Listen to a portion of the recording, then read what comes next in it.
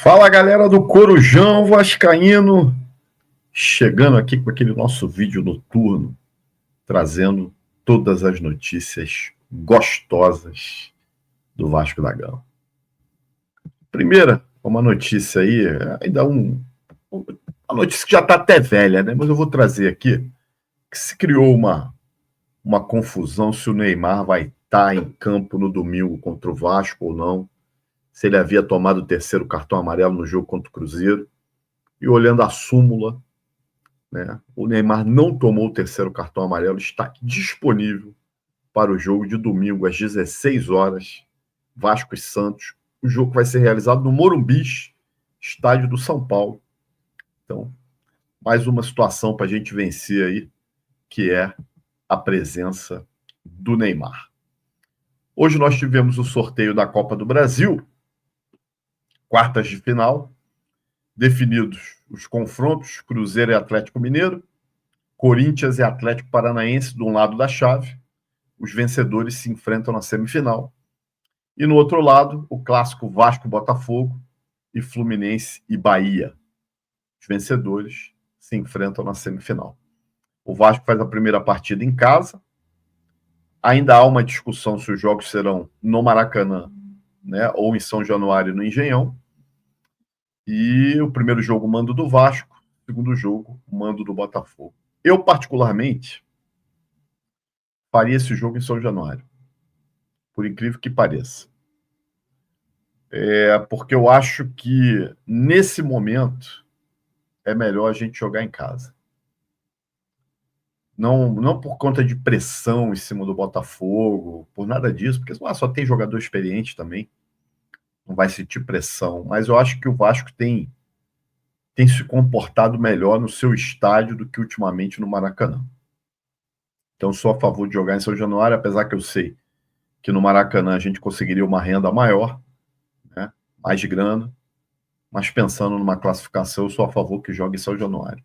Não queria pegar o Botafogo, acho que dos times que tem aí, provavelmente seria o pior para a gente enfrentar, mas é um clássico local, e clássico local tudo pode acontecer, mesmo o Botafogo com mais time, no momento melhor, mais entrosado, né? Um time que está acostumado mais até nessa competição nos últimos anos do que a gente, ou a grandes competições aí, foi campeão brasileiro, foi campeão na Copa Libertadores, então, ou seja, mas eu acho que está em aberto. E quem ganhar, enfrenta Fluminense ou Bahia, que é também um confronto difícil de cravar. Corinthians e Atlético Paranaense, eu acho que tem tudo para o Corinthians passar. E Cruzeiro e Atlético Mineiro, cara, clássico também regional, cara, não dá para cravar nada, né? Se eu fosse apostar, eu apostaria Vasco e Bahia numa semifinal e Atlético Mineiro e Corinthians na outra. Mas temos que ver. Primeiro jogo final de agosto agora, segundo jogo lá pelo dia 10 ou 11 de setembro, né? Saiu uma informação, até da galera do perfil Por Fora das Quatro Linhas, né? Que é um perfil bastante bacana, que passa umas informações muito, muito maneiras. Eles fizeram um levantamento das equipes com mais cruzamento no Brasileirão 2025. Aparece o Vitória lá com 394 cruzamentos em 19 jogos, o Cruzeiro com 386 em 19 jogos, e terceiro o Vasco com 375 em 17 jogos, né? O Vasco não é surpreendente, está aí, né? No terceiro, eu achei até que o Vasco seria primeiro ou segundo, porque o que a gente cruza de bola para o Verratti, por jogo, é uma enormidade. É uma enormidade, né? Então, cara, é o tipo de uma situação que, inclusive, eu acho que o Diniz tem que trabalhar isso aí para a gente ter uma jogada diferente dessa, né? Apesar que, enquanto tem Verratti em campo, a bola para ele é bola aérea mesmo, porque bola embaixo é complicado, né? Você vê, se for dividir 375 por 17 jogos, dá mais de 22 cruzamentos por jogo. É muito cruzamento, né? E o aproveitamento do Verratti nos últimos jogos vem caindo. Vem caindo porque não está numa boa fase, está sendo melhor marcado, né? Parece que Eu sinto o Verratti cansado, na verdade, né? Parece que o preparo físico dele já não está a mesma coisa. Bom, em relação às negociações, o Cuesta, né? Esse foi um tweet que eu coloquei ontem lá no X, falando que o Spartak Moscou não havia feito nenhum tipo de proposta pelo Cuesta. E a informação que eu tenho continua a mesma, né? O Spartak tem outro zagueiro com prioridade. O Cuesta seria uma segunda opção, né? Até porque a Federação Russa, a partir de 2026, vai baixar o número de estrangeiros de 13 para 10. Né? E o Spartak já tem o número limite de estrangeiros e provavelmente vai ter que se livrar de alguns, inclusive o brasileiro Marquinhos deve ser um que tá na barca, é um meia, está jogando lá no Spartak. Então, isso pode impactar nas negociações dos times russos. Agora, o fato é que, em relação ao Cuesta, o Vasco já tem o acerto com o jogador. Salário na casa de R$1 milhão. O empréstimo na casa de €1 milhão, empréstimo até junho do ano que vem, ou seja, até a Copa do Mundo, e depois teria que ser uma obrigação de compra. Saiu uma informação hoje que o Vasco teria oferecido €3,5 milhões. Eu não tenho essa informação confirmada. A informação que eu tenho é que o Vasco ofereceu os €5 milhões para o Galatasaray. O grande problema ainda do não fechamento foi a forma de pagamento desses €5 milhões e o percentual que o Galatasaray vai manter do jogador, porque o Vasco não está comprando 100% do jogador. A informação que eu tenho é que o Vasco está pagando esses €5 milhões por 70% do atleta, ficando ainda 30% para o Galatasaray. Eu acho, e aí é uma opinião, que essa negociação vai dar certo. O Vasco vai conseguir fechar com o Cuesta, porque há uma vontade do jogador em retornar para a América do Sul para ter uma visibilidade maior, pensando na Copa do Mundo. Ele que é titular da seleção colombiana e lá do Galatasaray não tem sido aproveitado, tanto que no último jogo sequer foi relacionado, né? Em relação ao João Vitor, né? Proposta do CSKA, proposta aí de 4 a 5 milhões de euros. E o Vasco vai dar sequência nessa proposta, mantendo também um percentual do jogador que deve ser em torno de 20%.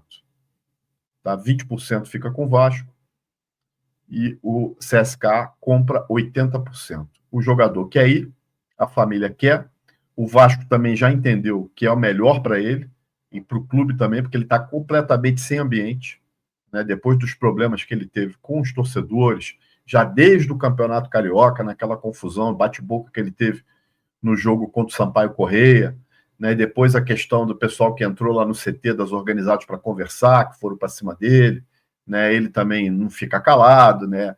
Alguns dizem que ele tem um olhar debochado, né? As inúmeras falhas do João Vitor nos jogos, né? Ou seja, já começa o jogo sendo vaiado, não há condição, né?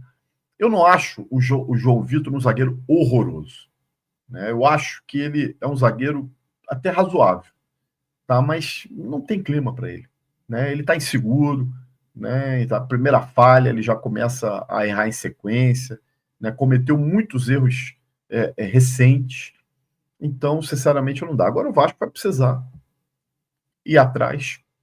O ideal é que fossem dois zagueiros, né? Mas eu acho que o Vasco vai trazer um zagueiro só e não duvido se reincorporarem no elenco o Lucas Oliveira, tá? Porque havia sido afastado, porque o Diniz não queria usar ele, né? O Diniz agora tem o Maurício Lemos, tem o Hugo Moura, que ele está usando bastante na zaga, ele tem o Thiago Mendes, que pode ser usado na zaga, e o Barros, que voltou aí do América Mineiro, é outro jogador que já atuou na zaga quando jogava no Sub-20.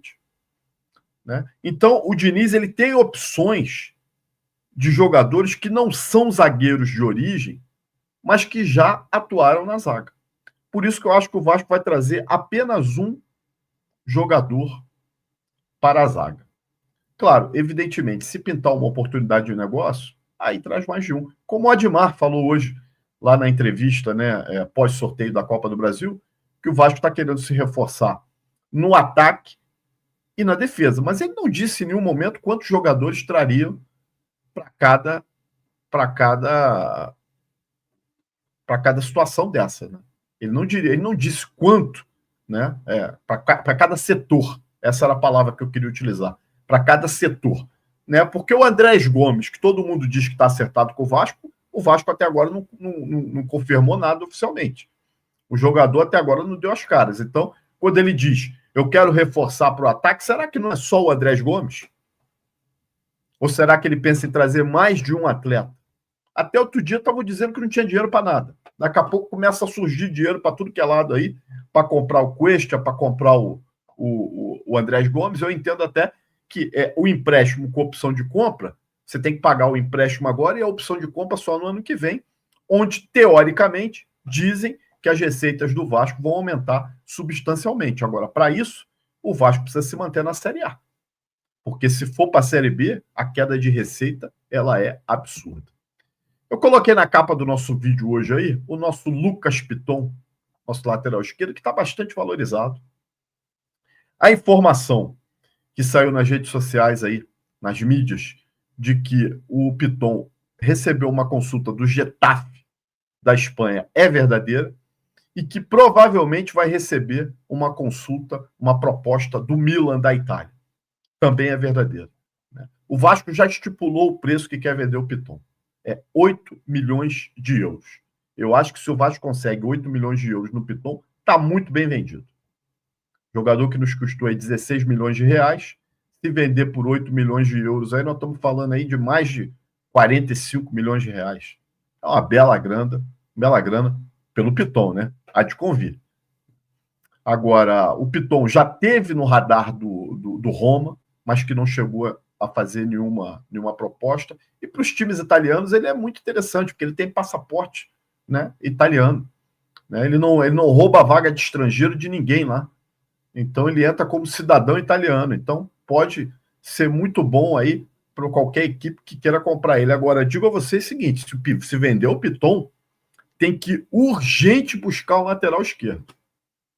Porque a gente fica com o Leandrinho, garoto da base, que eu acho um bom jogador, mas não consegue ter uma sequência regular. Nós temos o Vitor Luiz, que é o Vitor Luiz.